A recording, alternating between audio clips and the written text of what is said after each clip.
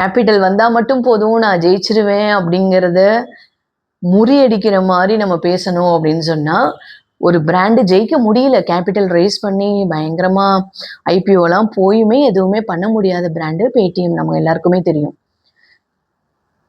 நம்ம தோத்த பிராண்டை பத்தி பேச வேண்டாம்.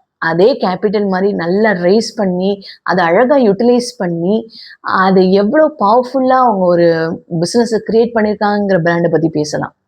டாட்டாவோட ஜுவல்லரி லைனை நம்ம எடுத்துக்கிட்டோம்னா நம்ம யாராலையும் மறக்க முடியாது தனிஷ்க் இல்லையா? ஸோ டைட்டன் வந்து அந்த கேபிட்டலை ரைஸ் பண்ணி அவங்க எப்படி டெப்ளாய் பண்ணாங்க அப்படின்னா வாட்சஸ்ல இருந்து ஐவேருக்கும் ஜுவல்லரிக்கும் போனாங்க. அவங்க ஸ்ட்ராட்டஜியா யூஸ் பண்ணதை எடுத்தது என்ன அப்படின்னா இந்த அன்ஆர்கனைஸ் ஜுவல்லரி மார்க்கெட்டுக்குள்ள ட்ரஸ்ட்ங்கிற ஒரு எலமெண்ட்டை கொடுத்து தனிஷ்க்கு ஆகாவோ ஓஹோன்னு ஆக்கினாங்க. ரிசல்ட் என்ன? இப்பயும் டைட்டனோட 85 to 90% of the net profit is contributed by Tanishq. தனிஷ்கோட ரிட்டர்ன் ஆன் கேபிட்டல் எம்ப்ளாய்டு எங்க இருக்கு தெரியுமா? Always high. கன்சிஸ்டண்டா மெயின்டைன் பண்ணிட்டு இருக்காங்க பிட்வீன் 30 to 35%. வாவ்! அப்படிதான் யூஸ் பண்ணணும் கேபிட்டலை.